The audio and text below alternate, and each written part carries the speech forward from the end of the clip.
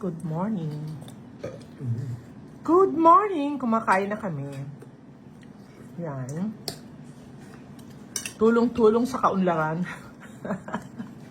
Kaya meron tayong sinigang na bangus. Mainit na sabaw. Ang sarap higupin yan. Ayan. So, si Sidekick ay may gulay. Nagluto ako ng gulay. Ayan. Broccoli na ang mura ng bili ko sa palengke. 150 per kilo. Wala pa siyang sangat. Wala siyang dahon.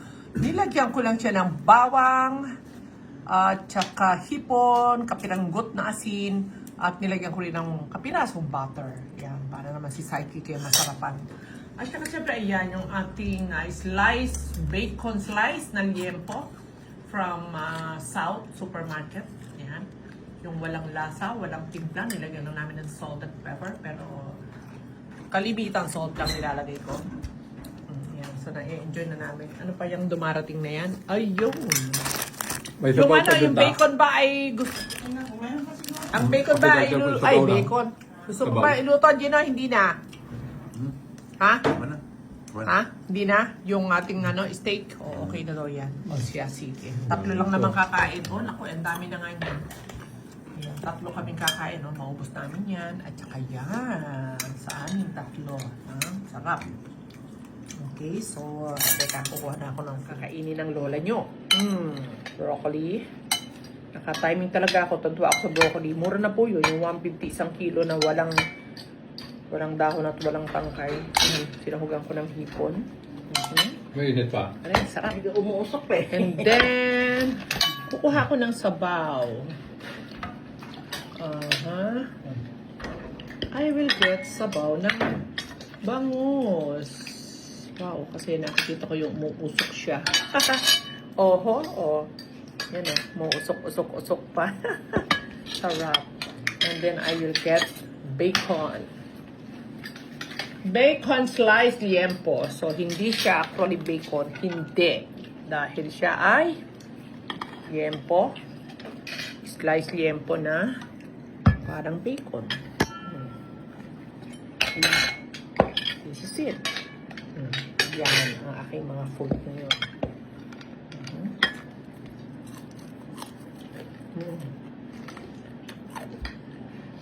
Marami nang ganap sa lola nyo. Tumba ako kanina. Si Sidekick naman, sumunod doon kasama yung apo sa sumbahan. Nagpa-araw. At tinutulak yung aming apo. Sa Kalamansian. Kami ni Lizel. Nag-walking sila ni Baby Lizel. Diba? Kapag may araw, sinasamantala namin yan. Kapag hihinayang na nasasayang yung araw na hindi natin nalalasap ang benefit nito. Iba talaga. Para bang tipong yung sikat ng araw, vitamin D, natural vitamin D, parang lahat ng sakit pwedeng makakontribute na gumaling siya. Galing, nakakatulong. Nafe-feel ko talaga yun. Pag tumama sa likod natin yan, sarap. Sabayan mo ng inhale, exhale. Sarap ng feeling.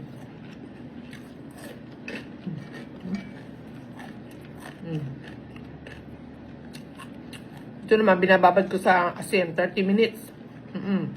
Tubig at asin. Itasin ko na siya ng ganyan. Tapos babad lang. Tapos hugasan mo na siya maigi. Tanggal ang mga dumi. Pati yung mga feeling ko, insecticide, pesticide ko, ano mga spray dyan, nababawasan. So, laking tulong. Asin, rock salt.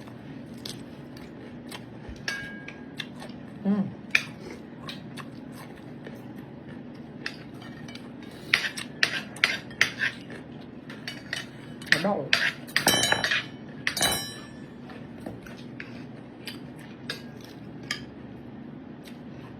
Malunggay ang lagay ni utak. May tanim kaming malunggay.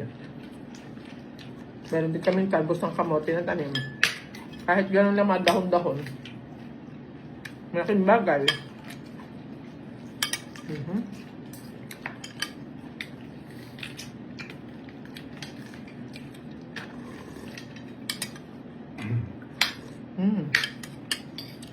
Batuan ang nakalagay. Sarap.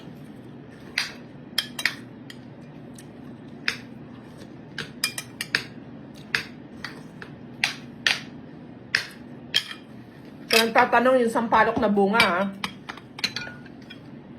High in carbs po yan. So, instead na sampalok, saka yung bayabas. Instead na yun na lang, adi kalamansi na lang, o kamyas. Lemon. Kaya lemon. Yun ang pang-asim na lang natin. Okay, pag may natututunan, ako nag-uumpisa. Pag may natututunan ako na gano'n na, out pala yan. Ito pala yung maganda. Sinusunod ko na yun. Tinatandaan ko na yun. At sinusunod ko. How much more yung alam nyo na nga na mali. Alam nyo hindi makakabuti, mag-cheat pa. Di ba? We.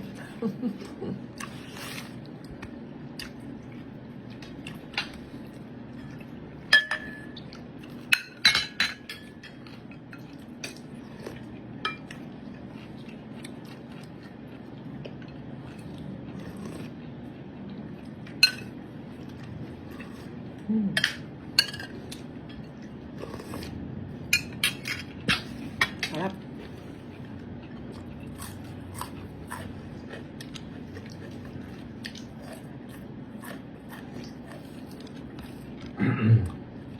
Yung jempo na to na nabibili namin sa South, i-try nyo. Kasi practical to talaga, practical. Mura na to. Kapresyo lang siya sa palengke. Wala pang balat, slice na siya. So, lulutuin mo na lang. Malaking bagay yung walang balat.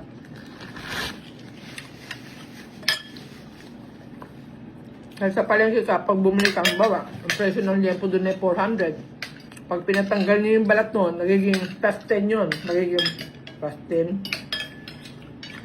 Plus 10, ano ba yung sinabi ko? 400. Magiging, mga 410 ang magiging presyo pag tinanggalan ng balat.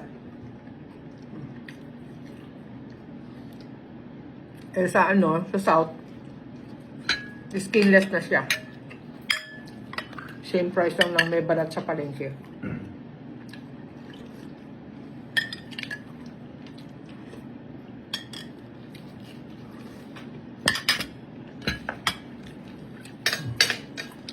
Akala nyo lang, hindi naman lahat ng paninda sa SNR o sa South mahal. Hindi rin. Try nyo mag-compare. Practical pa nga minsan eh.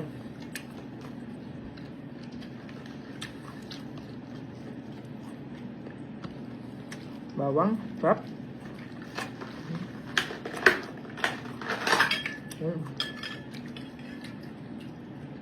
Ang sarap yung enjoy ng low carb, no? Sabi.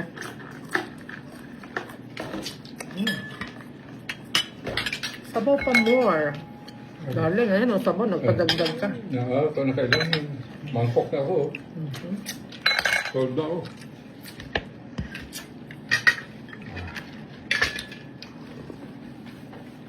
Sold na, sold. Putas.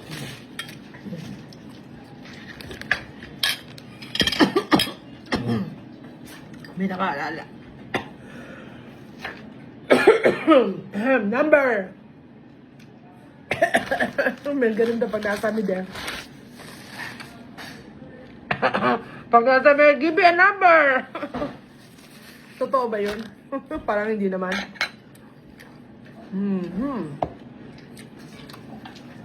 Mga bacon.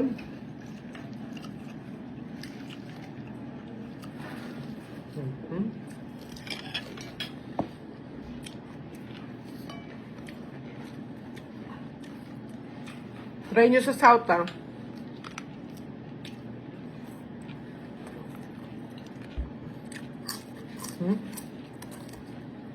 Ang dali pang lutuin. Lagay mo na sa kawali. Kato lang oil. Mag-oil siya.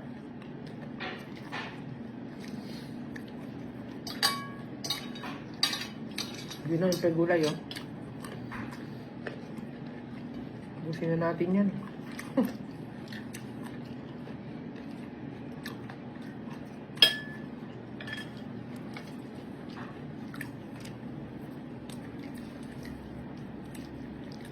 Pabili ko ng hipon sa palengke kanina. Pansahog sa gulay. Pero pwede naman walang sahog yan. Trip ko lang nalagyan ng hipon. Bawang lang yan at saka asin, okay na eh. Tapos parang steam, lutong steam. Broccoli, ayos na.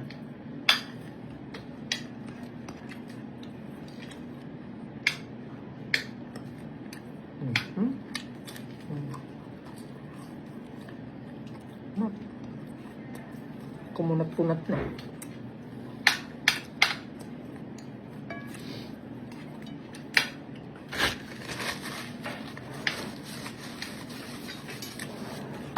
Oh, hala, tapusin ko na to.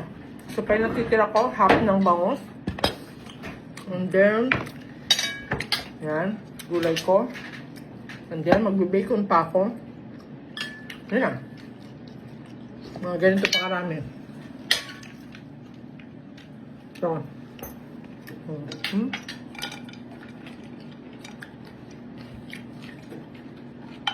yung mga nakain ko kanina, plus ito. Ayun na. So, first meal ko yan. Pero mamaya, may second meal pa yan. Konti pa, mamaya. Mamaya, mga 4 or 5 p.m. Magdadagdag pa ako. Konti na lang, kulang ko. Okay. Thank you at stay strict at clean low carb. Kaya-kaya natin yan para ma-reverse ang mga asukalera natin. Na BP na tumataas na yan. Ma-reverse yan, pwedeng matanggal ang mga gamot natin. Ano po? Okay. Thank you! Stay strict low carb. God bless! No rice pala, 4 taon ha. No rice for years. No bread, no pasta. No root crops. No fruits except avocado and berries. No processed food, no processed meat. Walang dibote, walang dilata, walang dibox. Puro mga nutrient-dense food from palengke. Pork, beef, chicken, eggs, seafoods, and konting gulay. That's it. Yun lang ang kinakain ko 4 taon na. Thank you. God bless.